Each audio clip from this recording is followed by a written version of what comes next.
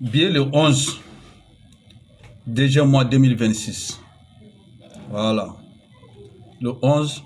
déjà mois 2026. Amna tour du monde ke. Sogoma sogoma. Ame nouvelle là-bas mon be. Ambola mon kalama. Ame kuma olu bela jalen ka ɲɔgɔn fɛ vidéo kelen kɔnɔ.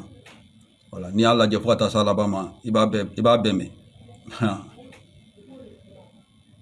Kunu an kun bɛ ka live yɛrɛ kɛ YouTube sanfɛ. Mais renseignement dɔw kun bɛ an m'olu sɔrɔ. Voilà. A tɔ bɔla kɔnɔ jinɛ problème na an b'a commencer yen nɔ parce que o ka sɔrɔ an na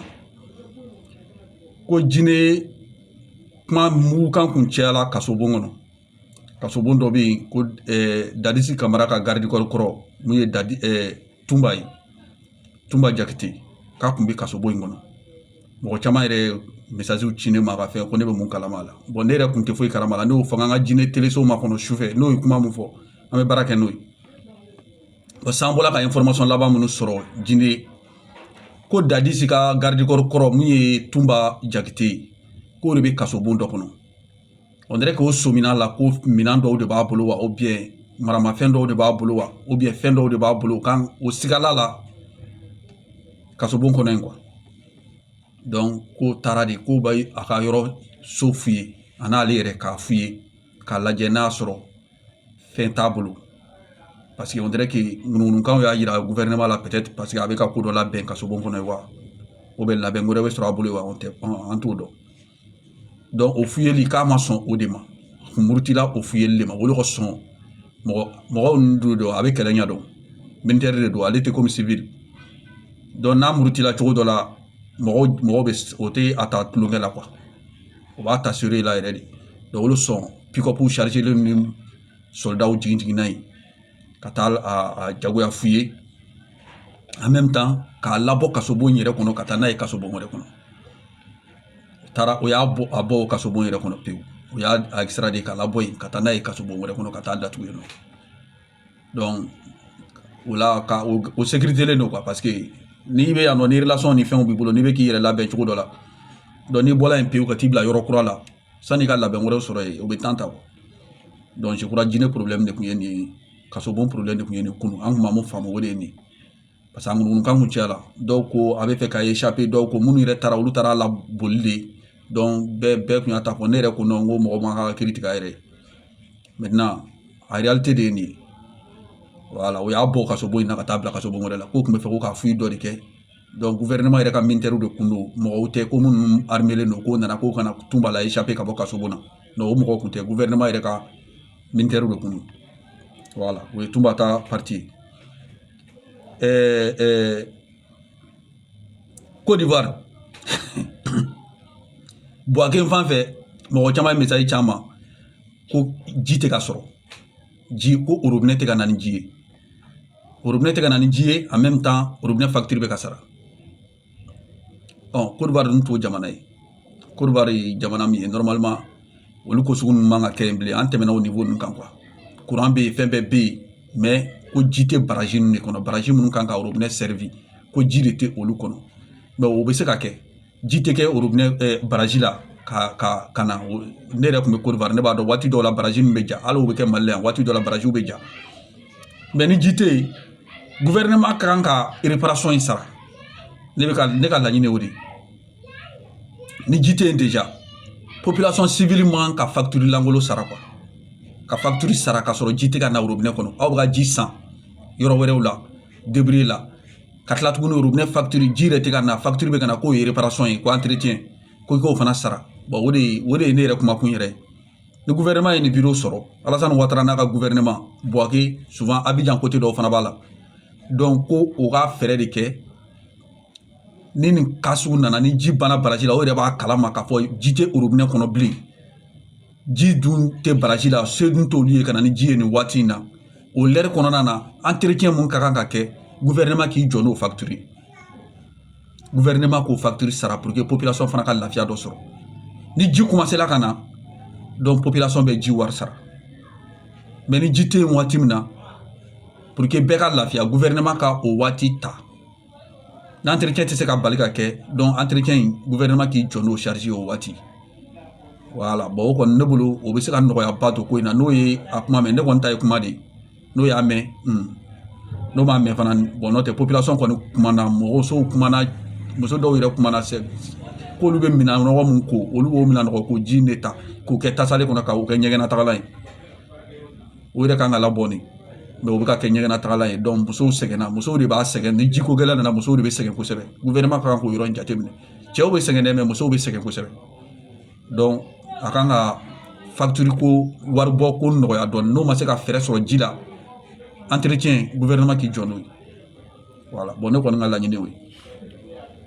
sɔnni robinet ko in hali yan yɛrɛ waati dɔ la robinet tɛ na waati dɔ la a bɛ na bon o bɛɛ b'a la mais ka cɛw ka kalo ni kalo kɛ o man ca yan fana mais a bɛ yɔrɔ dɔw la mais a bɛɛ bɛ dépend baraji min bɛ na ni ji ye n'o jɔ la ni ji tɛ baraji kɔnɔ solution t'a la ji tɛ se ka na robinet na mais o la gouvernement kan ka dɛmɛ dɔ lase population ma voilà an bɛ bɔ la yen sisan an bɛ taa tubabuw fɛ yen français fɛ yen français ko olu bɛna exercice belebeleba dɔ de labɛn ɲata o bɛna minɛn minnu déployer ji sanfɛla dugumala armée de terre armée de l'air bateau drone faransi de ko ten ale kelen ale de bɛna nin exercice belebele dayɛlɛ donc a bɛna ka militaire armée de l'air armée de terre o fɛn fɛn o c'est le drone o misilitigi o bateau o Charles de Gaulle Rafale bɛ jigin Charles de Gaulle yɛrɛ bɛ nin kɛlɛ ni exercice in na o ka bateau porte avion kelen min bɛ faransi bolo ko Charles de Gaulle o yɛrɛ b'a la donc pour que k'u ka armée ka capacité yɛrɛ yira diɲɛ mɔgɔ la normalement olu ni OTAN de bɛ entraînement kɛ ɲɔgɔn fɛ parce que u bɛ OTAN na o ni européens bɛ jɛ ka entraînement kɛ ɲɔgɔn fɛ o ni américains bɛ jɛ ka entraînement kɛ ɲɔgɔn fɛ mais sisan ɲɛ b'a la ko faransi kelen de bɛna nin kɛ a tɛna jamana wɛrɛ associé a la bon ale yɛrɛ kelen bɛna a ka kɛlɛladiri kɛ k'a ka armée ka puissance yira diɲɛ mɔgɔ la k'a dɔn ko faransi fana ka kan ka compter puissancew cɛ ma n y'a fɔ kɔsa in na ko faransi journalistes ko k'olu ka force de frappe ye ko ni Israël ta bɛɛ ye kelen ko ni Israël ta bɛɛ ye kelen ko armée de l'air min bɛ Israël bolo ko ni faransi armée de l'air bɛɛ bɛ taa ɲɔgɔn na ko parce que ko avion da min bɛ Israël bolo ani drone minnu fɛn c'est-à-dire o bɛ k'o yɛrɛ comparer Israël armée de l'air de ma bon en temps normal Moussa Traoré mun tun bɛ Mali la Moussa Traoré ko k'ale ka force bɛɛ b'a dɔn avion de chasse tun bɛ Moussa Traoré bolo yan minnu tun farima de kosɛbɛ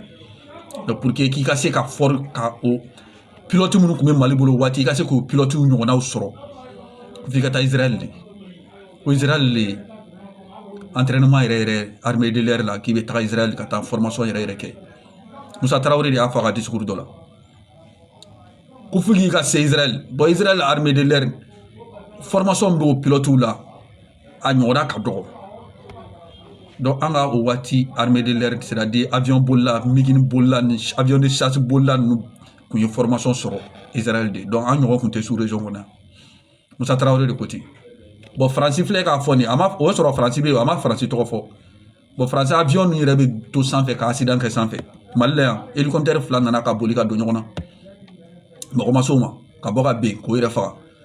hali kɔsan in na faransi ni Allemagne frontière la faransi ka avion Rafale tora entraînement la o taara don ɲɔgɔn na sanfɛ avion fila a bɛɛ bɔla ka ben ya donc faransi de ko k'ale bɛna ka puissance yira k'ale b'a yɛrɛ comparer Israël ma ne kɔni ma sɔn Israël man di ne yɛrɛ mais faransi tɛ se ka comparer Israël ma voilà porte avion belebele kɔni bɛ a bolo mais porte avion tɛ Israël bolo mais a ka armée de l'air tɛ se ka comparer Israël ta ma bon ale ni exercice a bolo dalen don n'a kɛla an bɛna vidéo fana kɛ voilà ne b'a dɔn a tɛna n'américains ma sɔn a ma a bɛ jɔ parce que ale yɛrɛ ka fɛn ninnu filɛ nin o ko ko faransi yɛrɛ autonome c'est-à-dire faransi kelen de bɛ se ka opération kɛ a kelen k'a sɔrɔ a mako ma se jamana wɛrɛ ma ko faransi ka minɛn bɛɛ y'a yɛrɛ ta ye mais kɔsa in na journaliste dɔw bɔra n'a ye ko tiɲɛ tɛ ko faransi ka minɛn dɔw bɛ yen ko américains ka pièces dɔw b'a la n'américains ma sɔn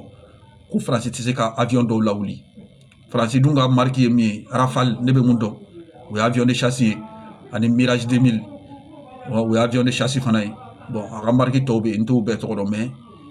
sous-marin d'attaque b'a bolo ani Charles de Gaulle bateau Charles de Gaulle mais o ko hali Charles de Gaulle mun filɛ nin ye ko américains ka minɛn dɔ b'a la n'américains ma sɔn k'a tɛ se ka baara k'a kelen a dun ko k'ale kelen bɛna nin exercice kɛ donc an b'an sigi k'a laban lajɛ n'a labanna n'a ɲana n'a ma ɲɛ an b'o fɔ voilà